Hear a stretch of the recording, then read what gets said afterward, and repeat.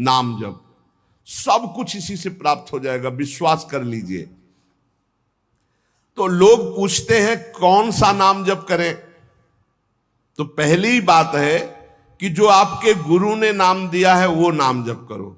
यदि आपने गुरु नहीं बनाया तो जो नाम आपको भगवान का प्रिय हो, गोपाल शास्त्र नाम में 1000 नाम है, विष्णु शास्त्र नाम में 1000 नाम है, राम कृष्ण हरि शिव, जो नाम आपको प्रिय हो नाम जप करो। वो आपको गुरु से मिला देगा, गुरु मंत्र दिलवा देंगे, वो आपको भगवत प्राप्ति का सब वही नाम करवा देगा। आप शुरू तो करो नाम जप करना। जिनको सौभाग्य से गुरु मिल गए हैं, अपने गुरु के द्वारा दिए हुए नाम पर आसक्त हो जाओ। और मन का एक स्वभाव है, ये बगल में कुछ लेके चलने का स्वभाव है, गुरु से हटकर कुछ लेके चलने का। ये स्तोत्र ले लें, ये नाम ले लें, ये इसका स्वभाव है। इसी स्वभाव को हटाना है। गुरु ने कहा राम तो राम, गुरु ने कहा राधा तो राधा जीवन, उसी से आप देख लेना सब कुछ प्राप्त हो जाएगा। नाम की बड़ी महिमा है। विभिन्न ग्रंथों में भगवान के विभिन्न नामों को गाया गया है।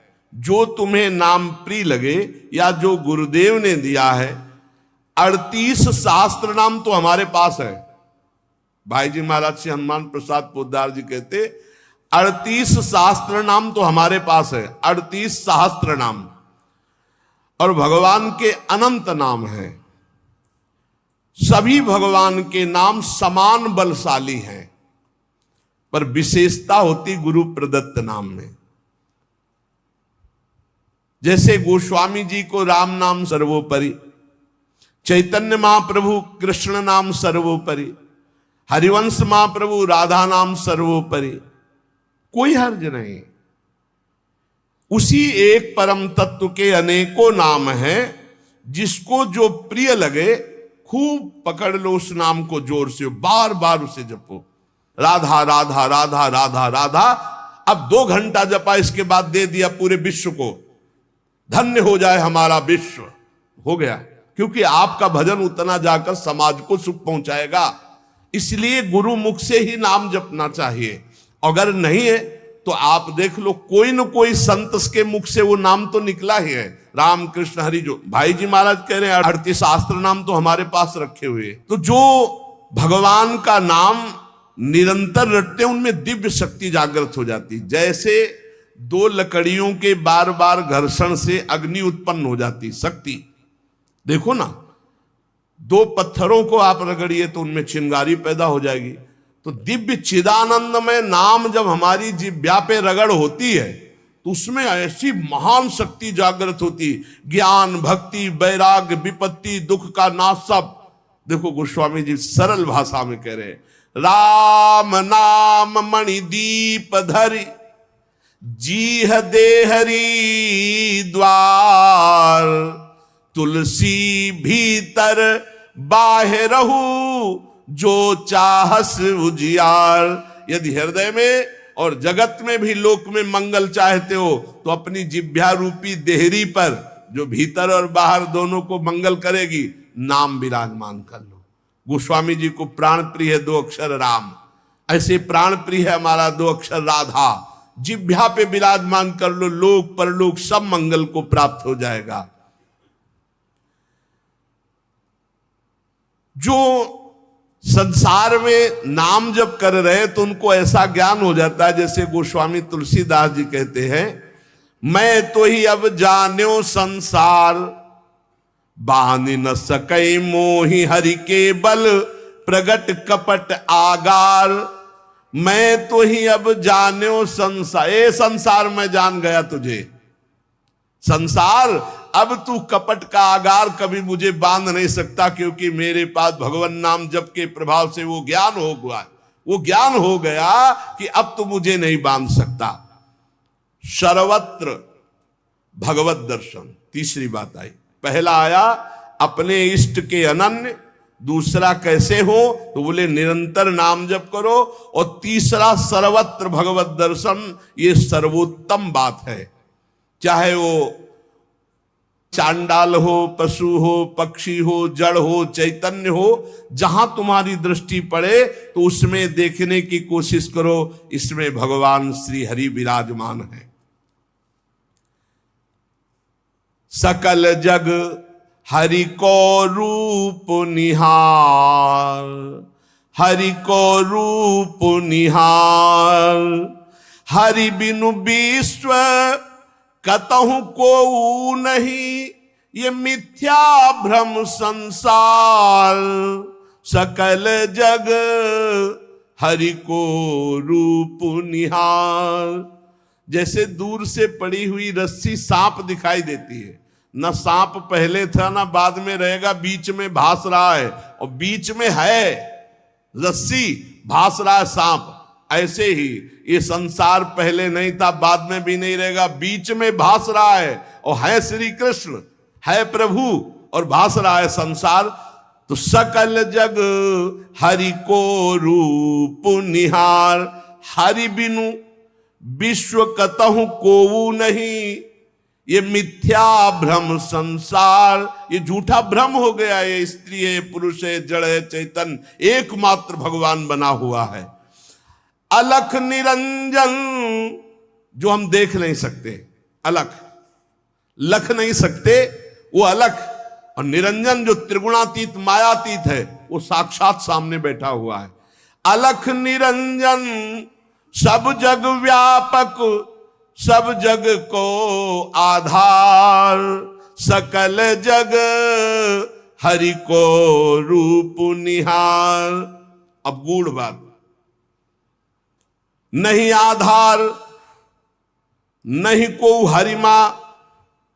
भगवान कह रहे यो माम पश्यति सर्वत्र सर्वम च मयि पश्यति। जो सब में मुझको देखता है और मुझ में सबको देखता है, वो मेरे नेत्रों से कभी ओझल नहीं होगा, मैं उसके नेत्रों से कभी ओझल नहीं होगा। और एक श्लोक आता है कि मैं किसी में प्रवेश नहीं हूं, कोई मेरे में प्रवेश नहीं। वही यहां कह रहे हैं, नहीं आधार नहीं को हरि महा। अब क्या मतलब है इसका? बोले इसका मतलब है जैसे कहा जाए बर्फ में पानी नहीं है और पानी में बर्फ नहीं है, बात कैसी रहेगी? क्योंकि बर्फ ही पानी है, पानी ही बर्फ है, भेद ही नहीं है। तो कहा जाए बर्फ में पानी प्रवेश नहीं कर सकता और पानी में बर्फ प्रवेश नहीं कर सकती, उसकी अलग सत्ता नहीं। बर्फ ही पानी बनी हुई है, पानी ही बर्फ है, कोई अंतर नहीं। तो कह रहे कि नहीं आधार। बोले कैसी बात कर रहे हो? बोले इसलिए कह रहा हूं कि वही वही है, दूसरा कोई है नहीं। प्रभु किसी में प्रवेश नहीं करते क्योंकि प्रभु ही है पहले से, तो किसी में प्रवेश करे? और कोई प्रभु में प्रवेश नहीं कर सकता क्योंकि कोई है ही नहीं, प्रभु ही है। यह रहस्य रघुनाथ कर बेग न जाने कोई, और जो जाने रघुपति कृपा तो सपने मोह न हो। स्वयं हरि जगत बने हुए हैं, सब कुछ ये हरि बैठे हैं। बस ये नेत्रों का हमारा दोष हट जाए, चश्मा बदल जाए, केवल हरि है। सिय राम मैं सब जग जानी, मानी नहीं, जानी, जान के, देख के। अति समीप अति दूर अनोखे, जगमा जग के पार। अति समीप, भगवान कितने समीप है? आपके समीप इतने कि उनसे ज्यादा कोई समीप नहीं है, बहुत नजदीक है। बहिरंतस्य भूतानाम अचरम चरमेव च सूक्ष्मात् तद्विज्ञेयम दूरस्थम चान्तिके च तत्। इतने नजदीक है कि अपने आप से भी नजदीक हरि है, अपने आप से भी। आप अभी अपने को शरीर मान रहे हैं या मन मान रहे हैं या स्वभाव मान रहे हैं, स्थूल सूक्ष्म कारण तीनों से नजदीक भगवान है। अति समीप और इतने दूर हैं कि जन्म जन्म लग जाएंगे खोजते हुए, मिलना बहुत कठिन है। क्यों? क्योंकि बाहर खोजने से नहीं मिलेंगे, अंदर डूबने से मिलते हैं। अंदर जो लौट कर डूब गया वो पा गया हीरा, और जो बाहर चाबी घर में खो गए हैं और बाहर जंगल में पूरा जीवन ढूंढो, मिलेंगे क्या? घर में लौटो तो सर्वात्मना न विसृजेत बहिरिंद्रियाणि अंतश्चर। अंतर में आओ, बहिर्मुख बात छोड़ो, अंतर्मुख हो करके एकस चरणदास चित्त मनंतई से अकेले अंदर घुसो। कुछ लेके नहीं जाओगे, प्रेम गलियत साकरी, जितने संबंध सब ये बोझा है, नहीं ले जाओगे अंदर। अंतर्मुख अकेले होकर असंगो हम, और फिर ढूंढो तो मिल जाएगा, वही मिल जाएगा। और जब वो मिलेगा तो ढूंढने वाला नहीं रहेगा, केवल वही वो है। ये रहस्य, जानत तुम्हें तुम्हें हो जाई। अति समीप अति दूर अनोखे, जग महा जगते पार, जग महा जगते पार। अति समीप अति दूर, जो अनुभव करना चाहो, हमारे प्रभु की यही मानता है। इस खंभे में है तो यही मिलेंगे आपको, और हृदय में है तो यही हृदय में मिलेंगे, और बद्री नारायण में मिलेंगे तो बद्री नारायण में ही मिलेंगे। जहां जैसी भावना करोगे वैसे ही भगवान मिलेंगे। और सर्वत्र है तो सर्वत्र, फिर यहां भी है। पय घृत, कैसे भगवान समाये हुए हैं, जैसे दूध में घी। पय घृत, अब दूध में पूड़ी बनाओ, नहीं बन पाएगी। अब प्रक्रिया है, दूध को दही जमाओ, दही का मंथन करो, मक्खन निकालो, मक्खन को सिराओ, घी आ गया। ऐसे ही गुरु प्रदत्त साधना के बिना यह दृष्टि नहीं प्राप्त हो सकती। सर्वत्र श्री भगवान है। भगवान कैसे समाये हुए हैं? पय घृत, दूध में घी के समान। पावक काष्ठ, जैसे अग्नि और लकड़ी। लकड़ी में कहीं अग्नि है, लेकिन घर्षण करो, अरण्य मंथन उसी को तो कहते हैं। लकड़ी के घर्षण से अग्नि पैदा हो जाती। बोले बीज महा तरु, जैसे बीज में वृक्ष समाया हुआ है। फल पल्लव डार, जैसे एक छोटे से बीज में पूरा वृक्ष है, उसकी डाल भी है, उसका पत्ता भी है, उसका फल भी है।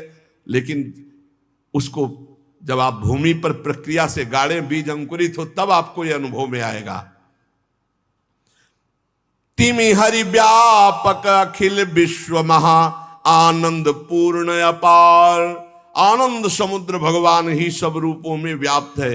यही विधि एक बार निरखत जो, भव बारिधि होए पार। एक बार यह दृष्टि आ जाए कि सर्वत्र भगवान है, वो भव समुद्र से पार हो गया।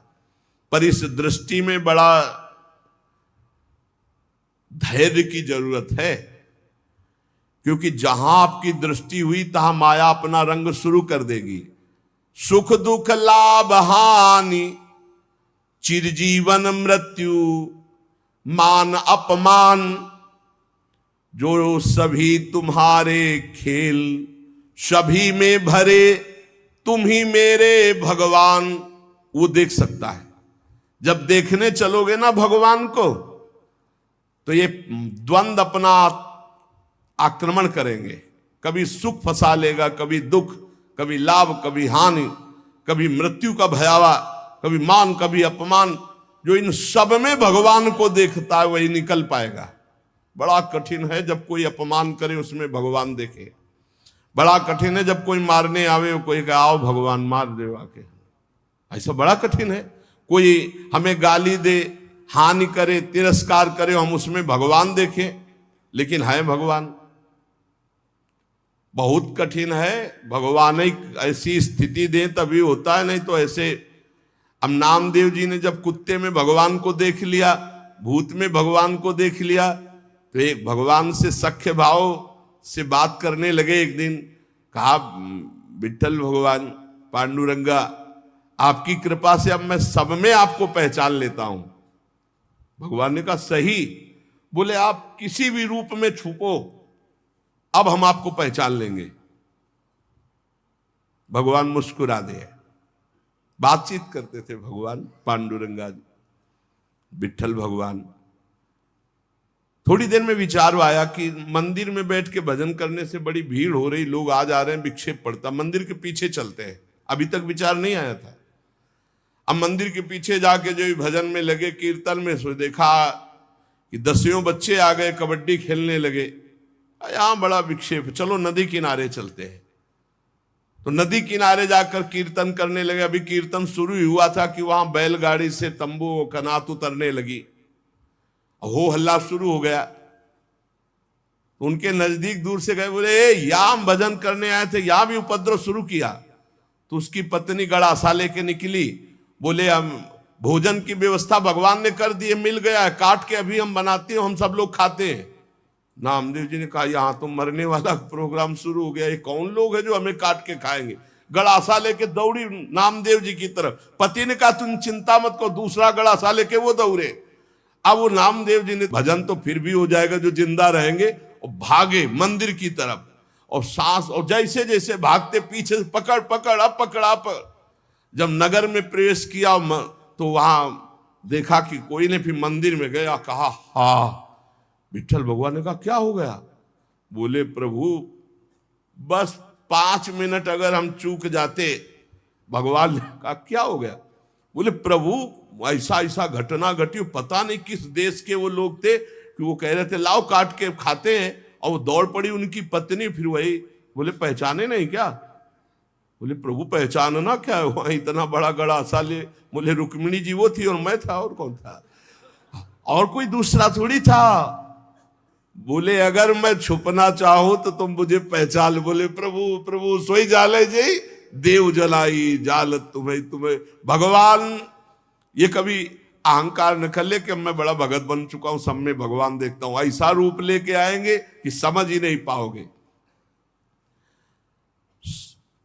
मान अपमान, सुख दुख, निंदा स्तुति, जन्म मृत्यु, इसे समान देखने वाला जीवन मुक्त होता है। देखो ये, इस पर हमें समान होना पड़ेगा। द्वंद्व विमुक्ता, सुख दुख संगई।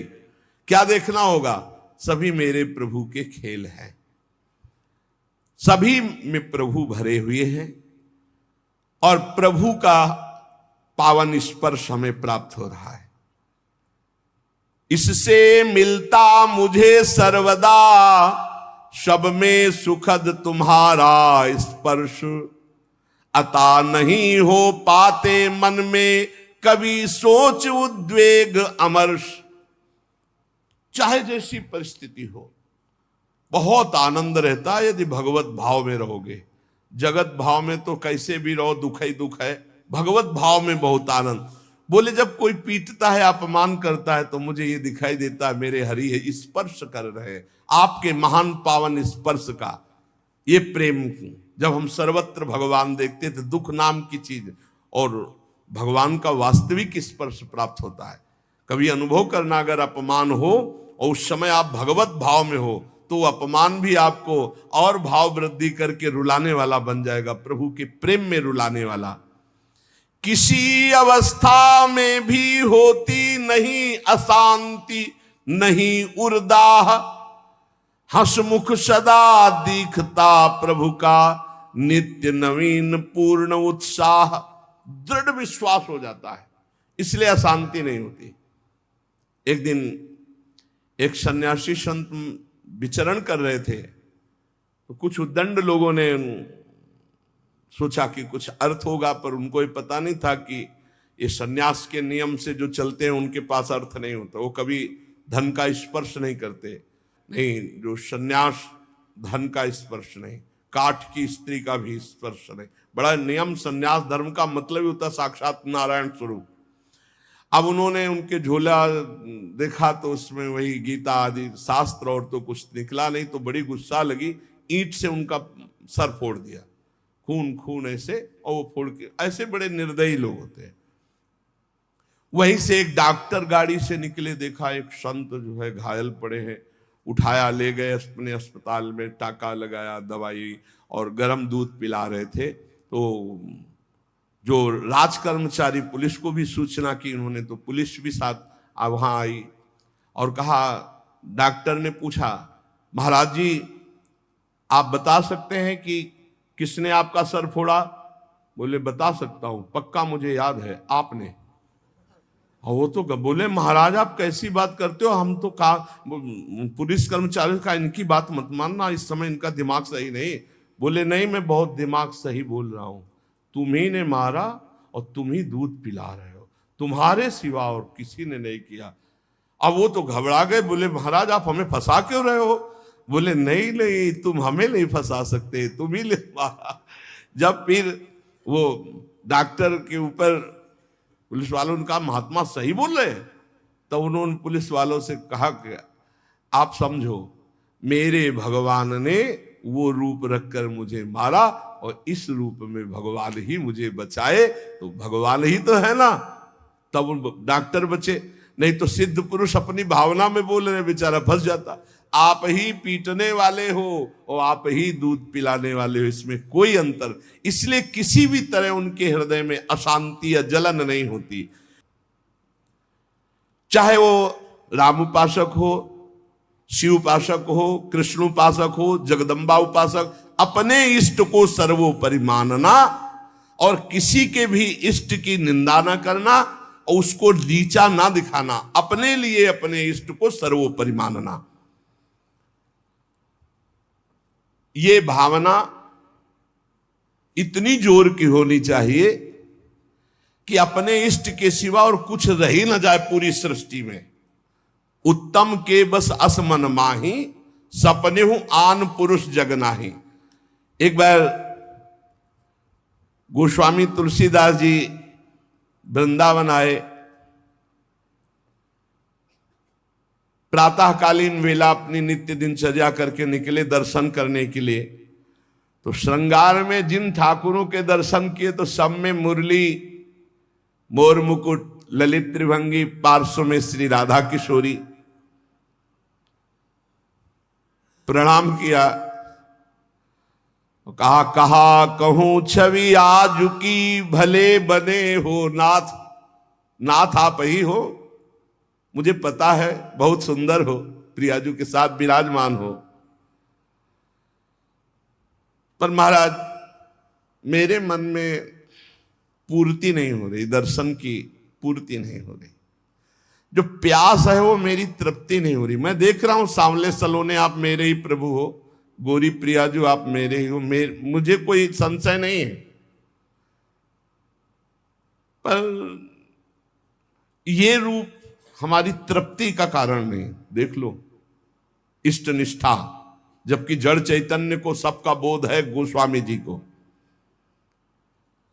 प्रभु जब मैं आपके कर कमल में मुरली देखता हूं और मयूर पिच्छ मस्तक पर देखता हूं और सीधे खड़े होने की जगह 3 जगह से टेढ़े ललित त्रिभंगी देखता हूं, बड़ा सुंदर रूप है, मुझे तृप्ति नहीं। तुलसी मस्तक तब नवे जब धनुष बाण हो हाथ, साष्टांग दंडवत तो तब करूंगा जब ये मुरली की जगह सारंग धनुष हो और टेढ़े की जगह सीधे हो जाओ और राज मुकुट चक्रवर्ती सम्राट का धारण किए हुए। प्रभु मैं जानता हूं भले बने हो नाथ, मेरे ही नाथ हो, कोई अंतर नहीं, पर मैं साष्टांग दंडवत तभी करूंगा।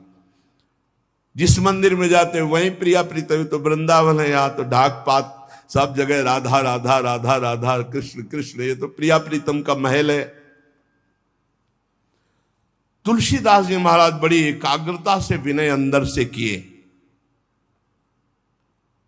फिर जब देखा एक क्षण में वही भगवान, मुरली अंतर ध्यान हो गई, हाथ सीधे हो गए उसी छवि में, और सारंग धनुष, राज मुकुट और प्रियाजू सियाजू।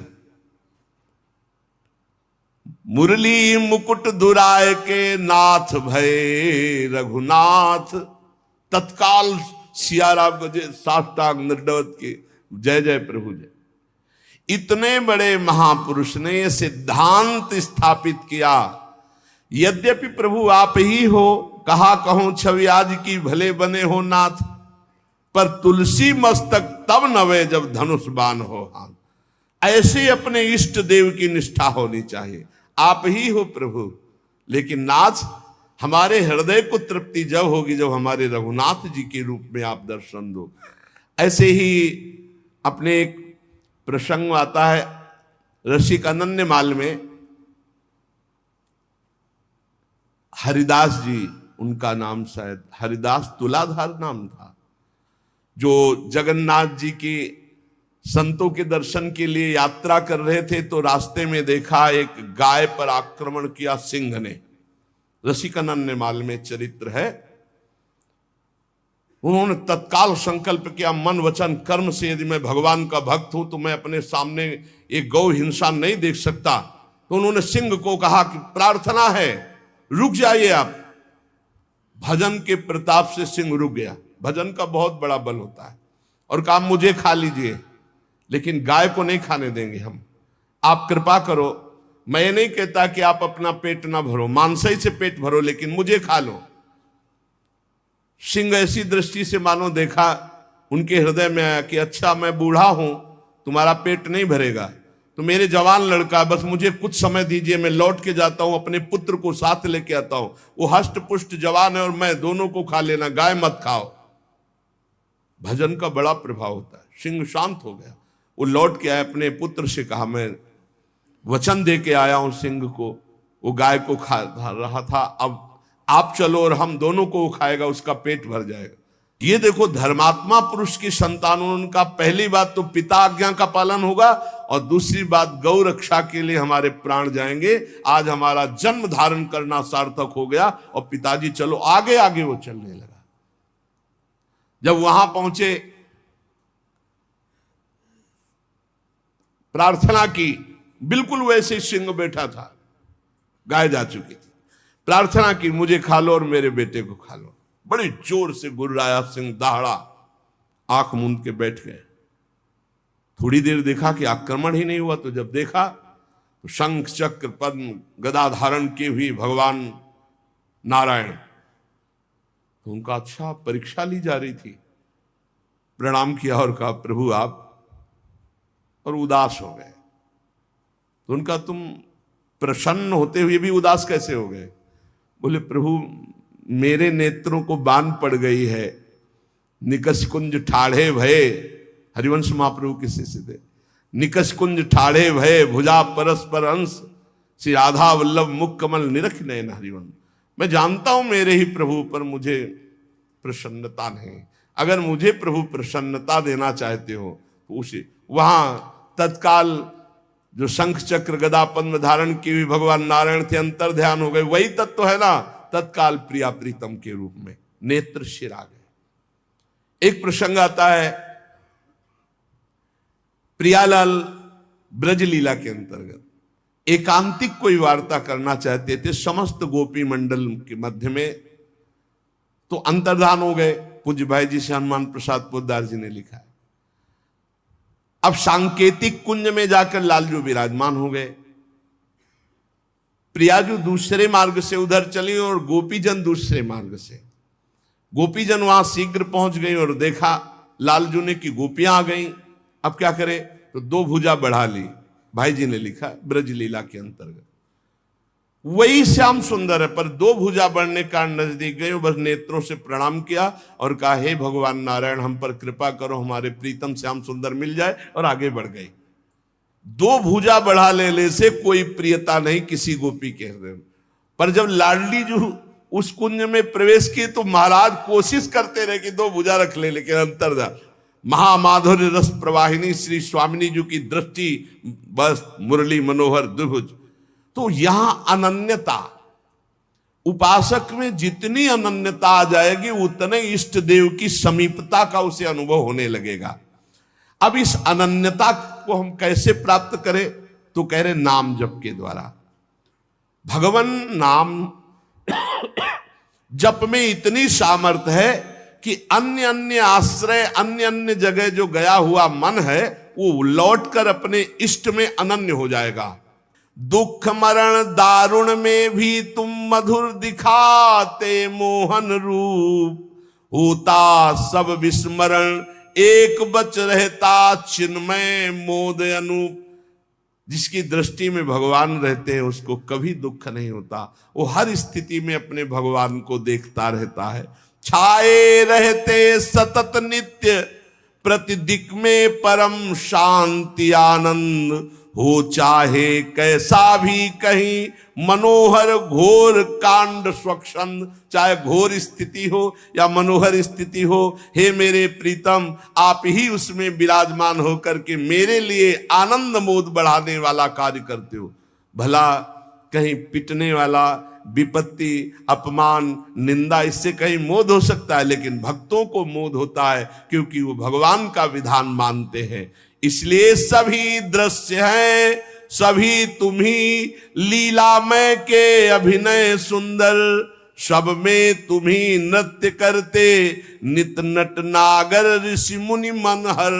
हे मुनियों के मन का हरण करने वाले मोहन मदन त्रिभंगी, मोहन मुनि मन रंगी, आप ही हो हर स्थिति में, हर परिस्थिति में, इसलिए मुझे कभी अशांति, कभी हृदय में जलन नहीं होती। तो ये 3 बातें जीवन में भक्त के आ जानी चाहिए। पहली बात है, हमें अपनी शक्ति को जागृत करना है सात्विक आराधना के द्वारा, और वो शक्ति है अनन्य भाव, अपने इष्ट में आ जाना। अनन्य भाव की पूर्ति के लिए निरंतर नाम जप करना है, और वो नाम है गुरु प्रदत्त, या गुरु नहीं मिले तो जो नाम प्रिय लगे निरंतर। तीसरी बात है कि सब में हमारे भगवान विराजमान हैं, सब विधान मेरे भगवान के हैं, इसलिए मेरा कभी अमंगल, कभी अहित हो ही नहीं सकता, क्योंकि मंगल भवन भगवान का विधान, चाहे वो अपमान हो, चाहे निंदा हो, चाहे तिरस्कार हो, वो मंगल ही होता है। इन 3 बातों में जो स्थित हो गया, वो तीनों लोकों पर विजय प्राप्त कर लिया, त्रिगुणात्मिका माया पर विजय प्राप्त कर लिया, वो त्रिभुवन पति का प्राण प्यारा हो जाता है, भगवान उसे अत्यंत प्यार करने लगते हैं। इसलिए अपनी शक्ति को जागृत करो, खो मत, अपने इष्ट के अनन्य हो जाओ, निरंतर नाम जप करो और सब में भगवत भावना करो। शेष चर्चा आगे। श्री राधा वल्लभ लाल की।